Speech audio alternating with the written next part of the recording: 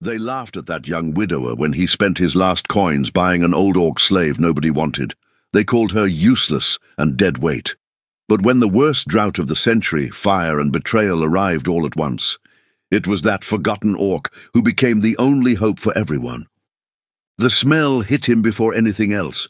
Not cattle, not dry grass. Something older, the particular heaviness of a place that had stopped believing in itself. George Calloway pulled his horse to a stop at the top of the ridge and looked down at what his uncle had left him. The fences leaned at angles that had nothing to do with the wind. The fields were pale and sparse, the kind of pale that comes not from one bad season, but from many bad seasons stacked on top of each other without anyone bothering to fix what went wrong the first time. 3 men moved near the barn below, slowly, with the deliberate slowness of people who have learned not to invest too much effort in anything. He was 29 years old. His wife had been in the ground for 43 days. He sat on the ridge for a long time without moving. Clara had been the one who understood land. She had grown up working it, understood its moods and its patience, knew how to read the colour of a field the way other people read faces. George had been a carpenter, good with his hands, good with wood, good at building things that lasted, but the vision had always been hers. The mornings had been hers. The particular quality of hope that makes a person rise before the sun and believe the day will be worth the effort. That had been entirely, specifically hers. Now there was only this, a broken inheritance in the driest county in the territory, surrounded by neighbours who had already decided how the story ended. He rode down. The 3 men stopped working when they heard the horse. They watched him come through the gate with expressions that were neither welcoming nor hostile, just empty, the way faces get when they have spent too long waiting for something that never improves. The oldest one, a sun-beaten man named Dawes, stepped forward and shook his hand without much energy. "How bad is it?" George asked. Dawes looked at the field the way men look at things they have already mourned. 2 wells gone dry. Lost 8 head over the summer. Barn roof needs replacing before the cold. And the debt to the mill in Crossford. He paused. That's the worst of it.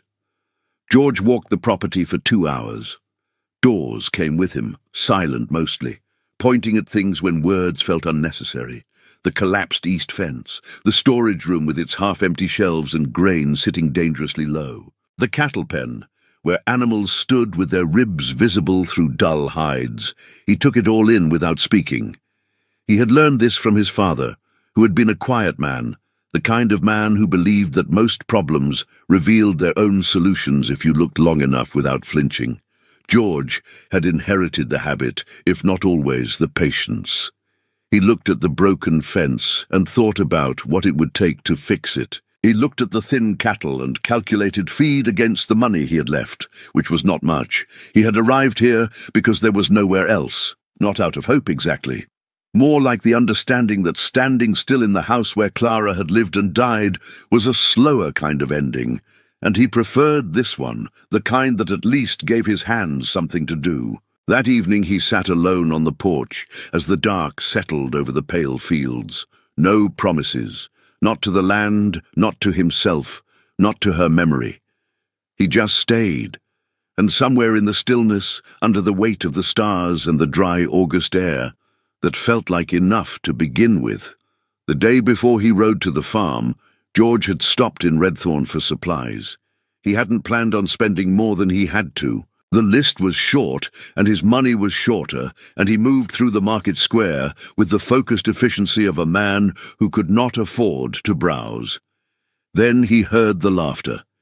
It came from the east end of the square, near the livestock pens, and it had that particular quality, bright and collective and slightly cruel, that pulls people toward it the way fire pulls moths.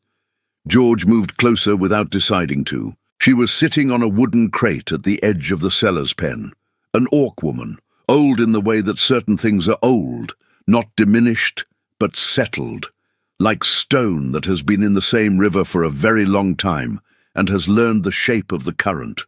Her skin was green, faded at the edges to something softer, marked by decades of weather and work. Her ears were long, her tusks small and worn smooth. She sat perfectly still in the center of the noise and the pointing and the jokes, and she looked at nothing in particular. She was not performing dignity. She simply had it, the way some people carry it. Not as something they put on, but as something they never lost.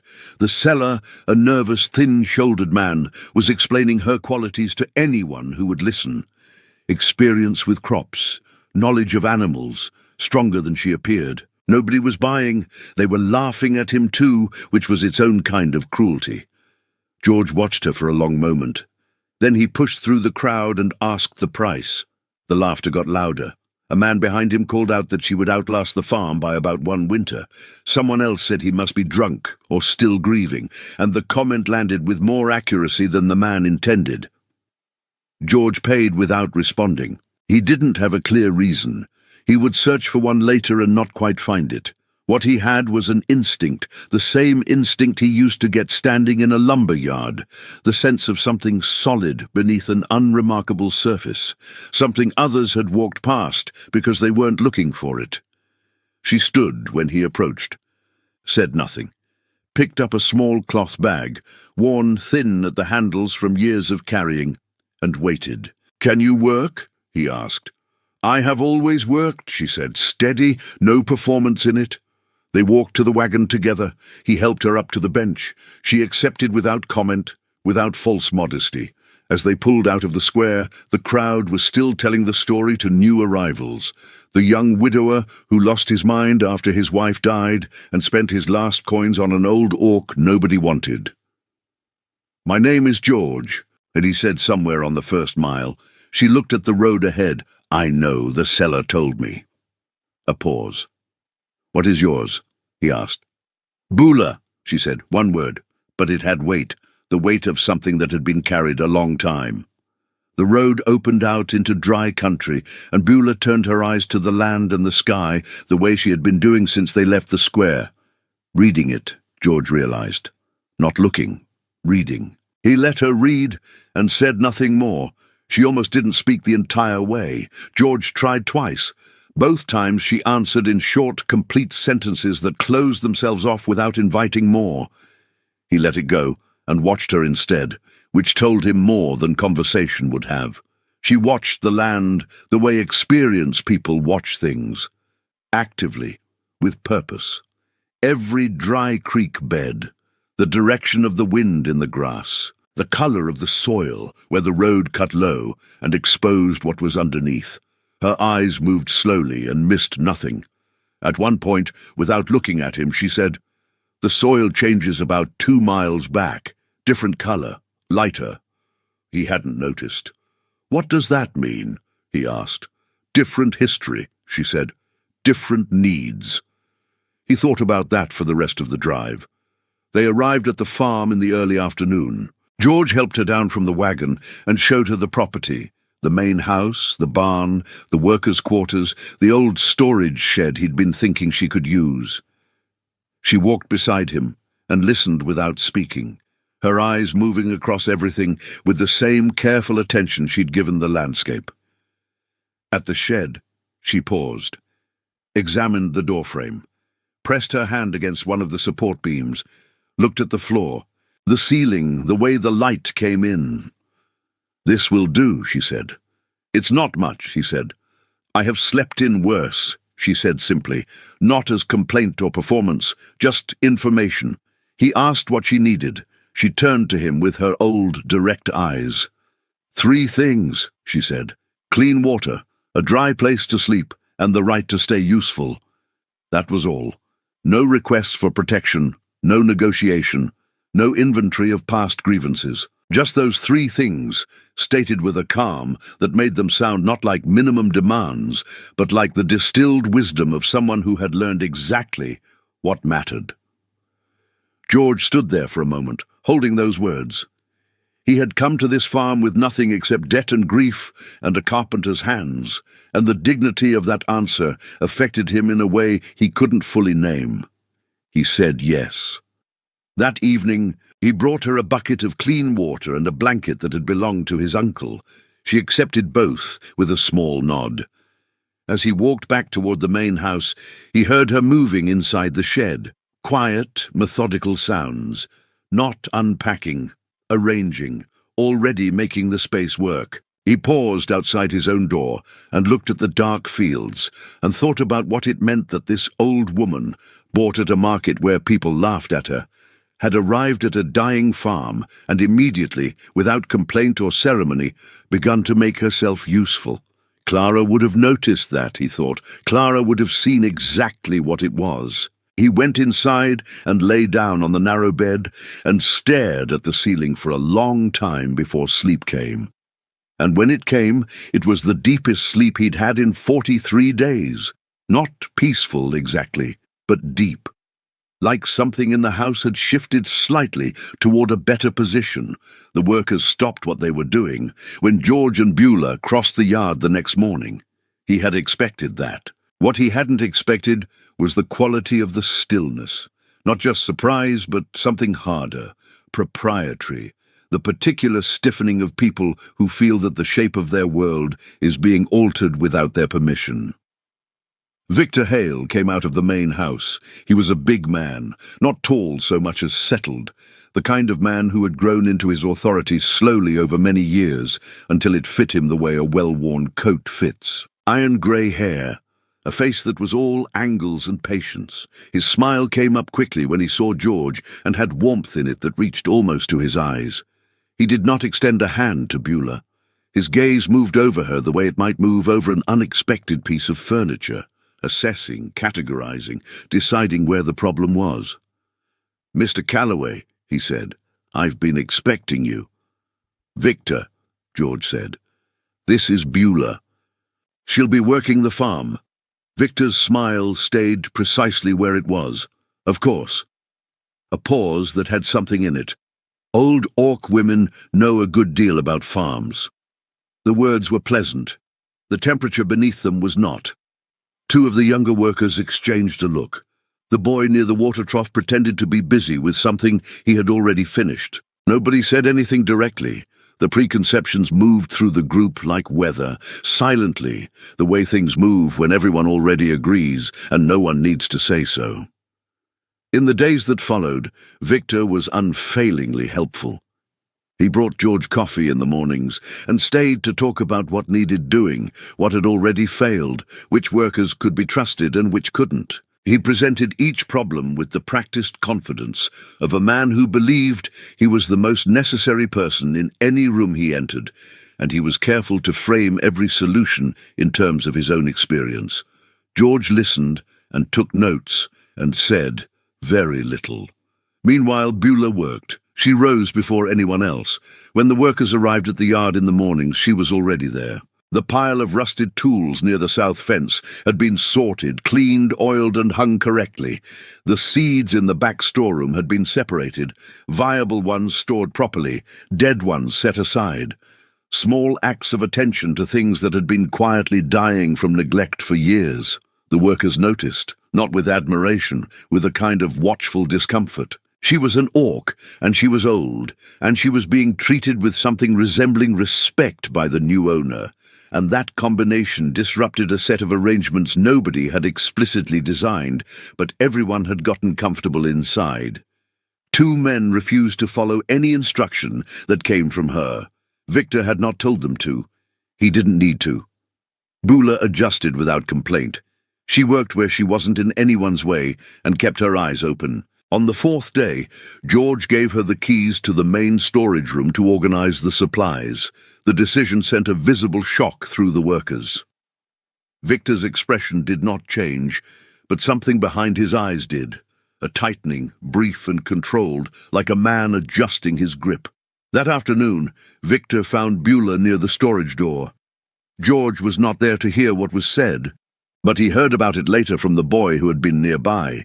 Victor had asked, in a tone that was not a question, who had given her authority over the farm's resources. Beulah had said, calmly, that the owner had. Victor had stepped closer. Beulah had not stepped back. And when Victor called her a useless old creature living on borrowed time, she had looked at him steadily and said, "Men who plant contempt end up harvesting destruction." She said it without raising her voice, which was, George understood when he heard it, exactly why it worked. The conflict moved underground after that, the way certain fires do, invisible on the surface, burning steadily beneath it. Victor became, if anything, more attentive to George, more helpful, more generous with information, more present. He explained which workers were reliable and which had divided loyalties. He outlined the farm's financial situation with the careful precision of a man who wants to appear indispensable and has practiced at it. He dropped small observations about Beulah, never direct accusations, just suggestions. Old Orc women had their own ways of doing things. It was worth being careful about how much authority one extended.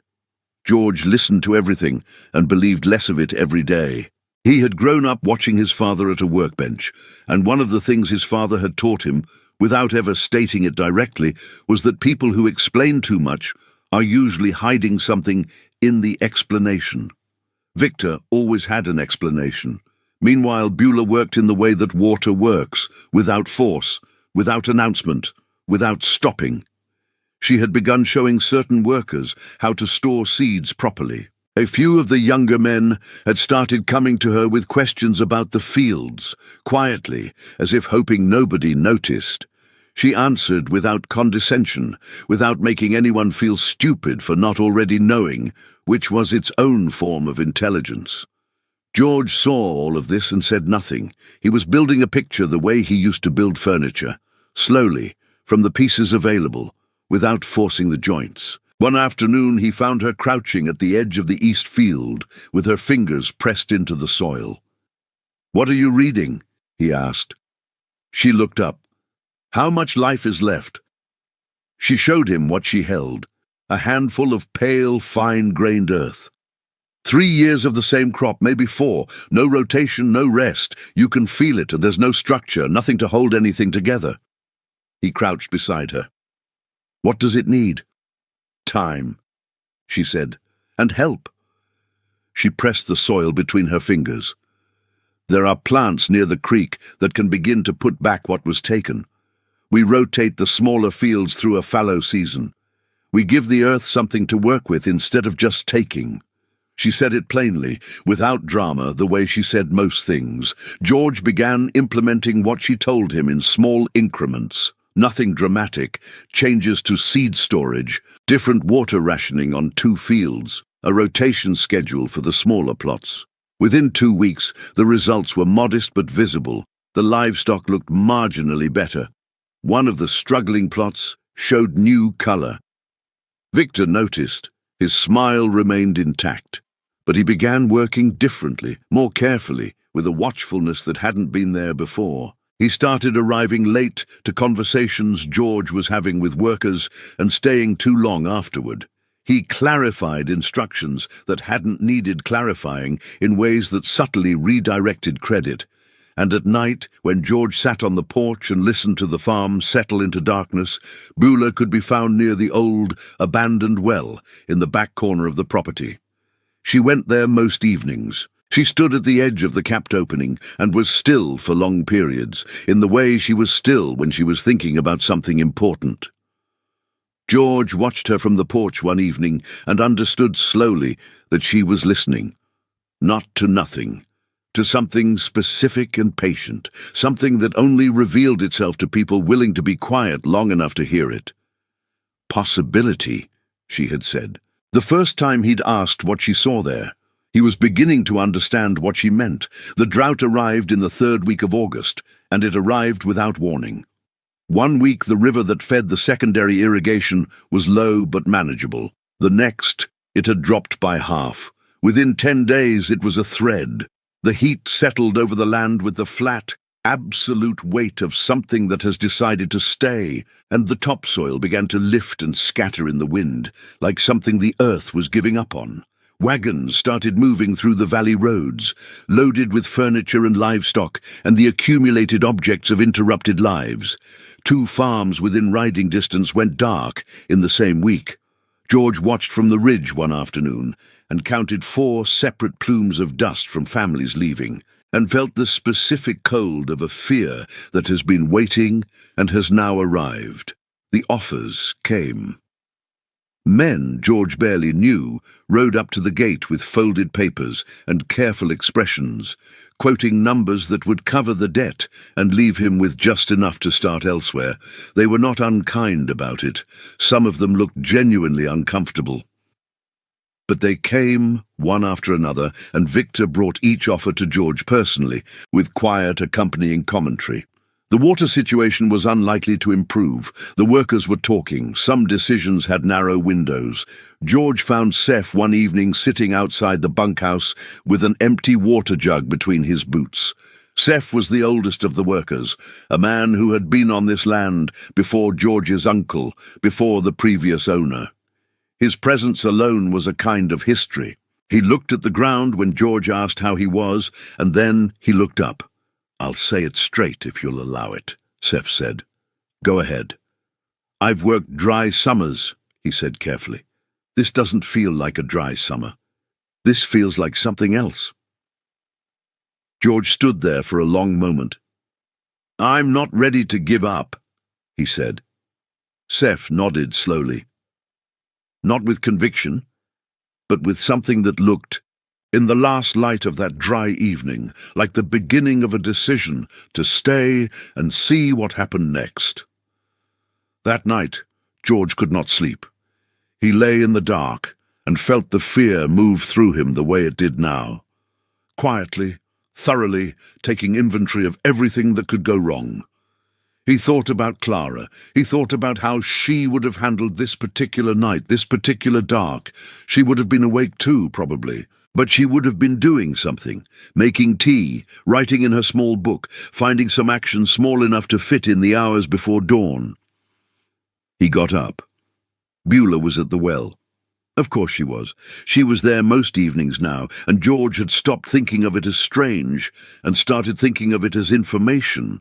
That she returned to this specific spot every evening meant she had found something here worth returning to. He walked over. "The well," he said, not a question. She looked at him for a moment, measuring something. Then, "Groundwater doesn't disappear. It moves. Surface water dries because it's borrowed. Deep water follows its own paths, its own rules." She touched the old, rotting plank that covered the opening. This well was dug by someone who didn't listen. They found the right direction but stopped too soon. A pause. "The water is below, deeper than they dug." George looked at the well, rotting planks, dry weeds, a hole that everyone had agreed was dead. "How certain are you?" he asked. She looked at him with her old, direct eyes. "Certain enough to tell you," she said. He went back inside and sat at the table until the sky began to lighten. Then he made his decision. At first light, he gathered every man on the property and told them they were going to dig the old well. He watched their faces while he said it. Most of them went carefully blank. Victor's expression did not change at all, which was its own kind of answer. They began. They dug for 3 days under a sky that offered nothing. The first day was hard. The second was harder. The novelty of the effort had worn off, and what replaced it was just the work itself, the same repetitive motions in brutal heat, pulling up buckets of pale, dry earth that looked exactly like the pale, dry earth from the day before. By the third morning, 3 men had the particular silence of people doing something they no longer believe in, but haven't yet found a way to stop. Victor was always nearby, not working, watching. On the afternoon of the second day, he made a remark loud enough for several men to hear, that old orcs had a talent for making people believe things, and that it didn't always end well for the believers. He said it conversationally. He smiled while he said it. George was at the bottom of the well when this happened, and heard it through the earth. He kept digging. On the third afternoon, with the sun at its worst, and 2 men quietly discussing whether they were leaving before nightfall, George climbed down into the well himself. It surprised everyone. He saw it in their faces when he came back up for the first bucket. That particular surprise that comes from seeing something unexpected from someone you had already categorized. He was not a field man. He had no business being down there. He went anyway, and he worked for 2 hours in the narrow, close, airless space, pulling up rock and dry earth and passing it up in buckets with his hands bleeding by the second hour. He said nothing. He didn't need to. The men watched their new owner work beside them in the dark, and something in the yard shifted. Not dramatically, not with any announcement, but shifted the way things shift when a person does something real instead of saying something real. Then one of the workers above ground made a sharp sound, not a word, just an exhalation, and called for George to look. The soil coming up on the next bucket was darker. Not much. A shade, a heaviness that hadn't been there in 2 days of identical pale earth.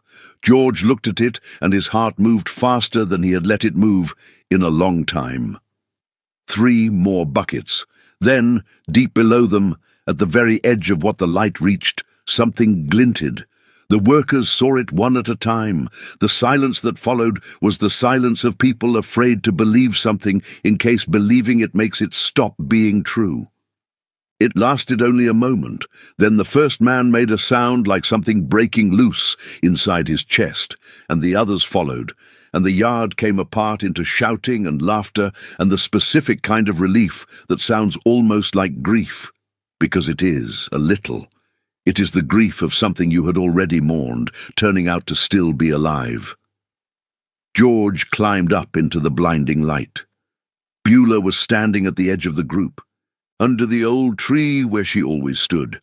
Her face was calm, not triumphant, just present, patient in the way of someone who's been waiting for a thing they were already certain of. Their eyes met. He had nothing that fit what he felt. He held her gaze for a long moment, and she held his, and something passed between them that did not require any words at all. Victor Hale stood 20 feet away, with a very still expression and very quiet eyes. The weeks after the well changed things. Not quickly. Real changes never move quickly, but with the particular steadiness of a current that has found its channel and no longer wastes effort going around things. The water came up clean and cold and in volume nobody had expected. It fed the animals first, then the workers, then the struggling fields. The cattle began to recover. The 2 plots Beulah had flagged in her soil assessment started showing new color. George stood at the edge of the east field one morning and saw green where there had been only pale brown for months, and felt something move in his chest that it took him a moment to identify as pride. He had not felt it since before Clara died. The neighboring farms continued to fail. George watched them go, one by one, a steady attrition, and felt the specific discomfort of surviving something that others did not. But he worked through it. There was too much to do for guilt to find much room. Beulah moved through the recovery with the same unhurried thoroughness that had defined everything she did. She organized the farm's operations, not with authority, but with usefulness, which turned out to be more durable. She distributed work according to who was strongest at what, without humiliating anyone for what they weren't good at. She spent mornings with the youngest workers in the fields, teaching directly, on the ground, her hands in the soil, showing rather than telling. Some of the men who had refused to acknowledge her in the first weeks now came to her with questions, quietly, as if hoping the others wouldn't notice. She answered everyone. Victor noticed this more than anything else. George watched it happen, the specific erosion of a man who has built his power on being the most necessary person in a room and is watching that necessity transfer somewhere he can't control. Victor's helpfulness became more effortful.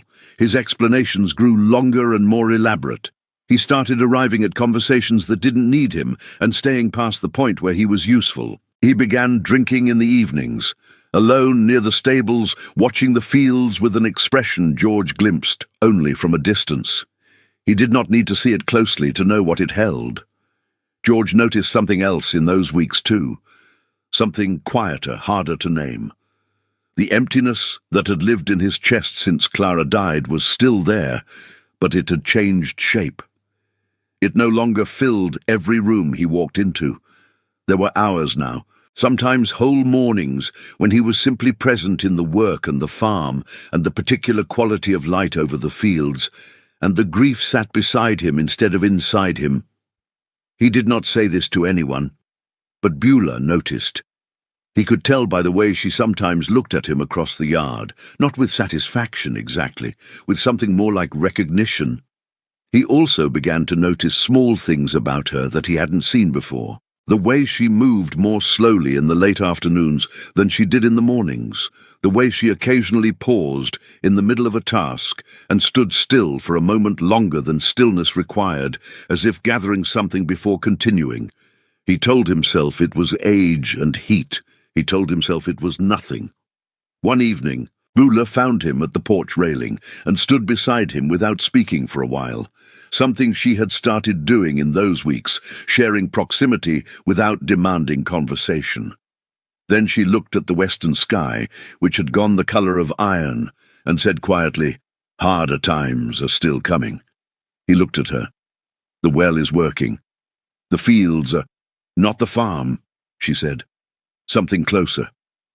She went inside after that, and George stood at the railing for a long time, watching the iron sky darken, feeling the weight of her words settle into him the way her words always settled. Not as alarm, but as preparation. He was still on the porch when he saw Victor. The foreman was crossing the far end of the yard near the storage buildings, moving differently than he moved during the day. Careful, deliberate, with a small lantern whose light he kept shielded with his body. George watched him, and then, in the middle of a dry and breathless night, the orange light began to move along the base of the Southfields fence line. Slow at first, then less slow. George ran. He was shouting before he reached the yard, and the workers were already coming out of the bunkhouse by the time he got there, and the fire was spreading faster than fire had any right to spread. But this land had been dry for months, and the grass remembered every day of it, and the flames moved through the south field with a greedy efficiency that made his stomach drop. Beulah was already there. She was moving toward the fire, not away from it, carrying 2 full buckets from the well, her small figure dark against the orange. She moved through the scrambling workers without slowing. Her face was set, her hands were steady. George ran to the well, and they formed a line, all of them, even the ones who had doubted her, even the ones who had never quite looked at her directly. Because in the face of fire, the arrangements of ordinary days dissolve, and what is left is only the emergency and the people willing to meet it. The water came up clean and cold and constant. Victor appeared in the firelight when the worst of the chaos was at its height. George heard his voice before his face came clear, loud, pointed, working the crowd the way a man works a crowd when he needs them not to think. "She did this," Victor was saying. "Look at her. She knows where it's safe because she chose where to set it." Some of the workers turned. George felt it. The particular danger of a lie told at exactly the right moment, into exactly the right fear. In the smoke and the heat and the confusion, with people already frightened and looking for someone to blame, the accusation had a horrible plausibility. He stopped moving. He looked at Beulah, at her smoke-blackened face, her burned hands, the completely unslowing rhythm of her work. And he thought, with a clarity that cut through the noise, she is carrying water to a fire she allegedly started. He raised his voice over everything. Enough. It took a moment, 2, but something in the word, some quality he had been building toward since the day he arrived on this ridge, made the yard go quieter. He looked at Victor. "Say it to my face," George said. "Look at me and say it." Victor looked at him, and in the firelight something happened to the foreman's face. Not collapse, but slippage, as if the architecture that held his expression together had been under pressure for weeks, and had finally, in this moment, found its limit. He couldn't hold it. "I couldn't stand it," Victor said, quietly, so that most of the men couldn't hear, but George could. "I built this place. Every worker here answered to me, and then you brought her and she just—" He stopped. "I couldn't stand watching her be right." The fire took a quarter of the south field. The well, Beulah's well, saved the rest. Victor was gone before first light. No drama. George had told him very quietly, in the way that certain conversations end things, and when the sun came up, his horse was gone from the stable. The workers found a few of his personal things left behind, as if he had decided mid-packing that they no longer mattered. The weeks that followed were quiet, in a way the farm had not been quiet in years. The men worked differently without Victor, not harder, but easier, in the way that people work when the air has been cleared of something they hadn't realized was costing them energy to breathe around.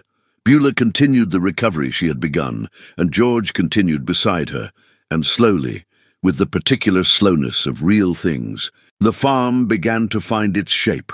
One evening in late autumn, she called him to the porch. She was holding something, a medallion, silver, old, worn smooth by decades of handling. She placed it in his palm without explanation, and then sat down beside him, and she told him about his father. He sat very still and listened. "A young man," she said, "long ago, before the old wars had finished. She had been injured on a road, badly, the kind of injury that ends people who are left alone with it.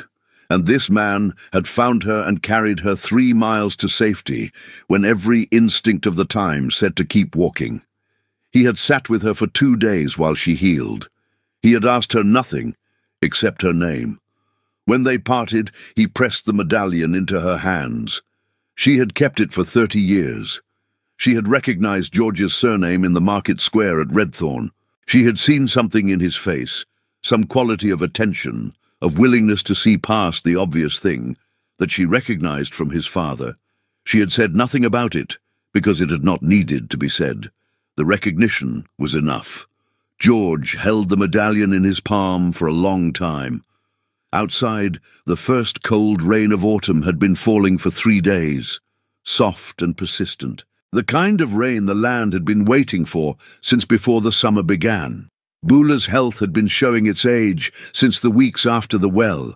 He had seen it and chosen not to name it, the slower afternoons, the longer pauses, the way she sometimes stood in the yard with her eyes closed, as if listening to something only she could hear.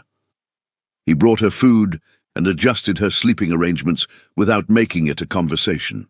She accepted without protest and without false reassurance, in the way she accepted most things. The workers visited her in the evenings. They came quietly, sitting near the doorway of her room while she talked, about the land, about old clan knowledge, about what the sky meant in different seasons. Even the men who had been slowest to trust her, even Seth, who had sat outside the bunkhouse with an empty water jug and told George the truth about the drought when no one else would. He came too, and sat closest to the door, and listened with his hat turning slowly in his hands. She became, in those last weeks, something the farm had not had before, a center. She died on a cold morning in early winter, quietly, in the warm room George had moved her to when the nights dropped too dangerous. He closed her eyes and sat beside her for a long time. He buried her next to the well, as she had asked. The men dug the grave themselves without being asked. They stood around it in the cold morning air, with their hats against their chests. All of them, the young ones and the old ones, and Seth at the back, with his jaw set tight against something he wasn't going to let become sound. And nobody spoke, because nothing that could be said was equal to what they all understood. George knelt at the grave and pressed his palm flat against the turned earth. Cold, still damp from the rain. Good soil, getting better the way she had said it would. He thought about his father, about a young man on a road making a simple, unremarkable choice to treat someone decently, with no idea that the consequence of that choice would travel 30 years and arrive at a market square and climb into a wagon and save something worth saving. He thought about what it means to plant something you will never see bloom. The rain came back in the afternoon, soft and steady, soaking into the earth.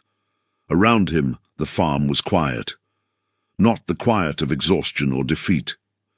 The quiet of something that has come through the worst of it and is learning, slowly, what it is on the other side.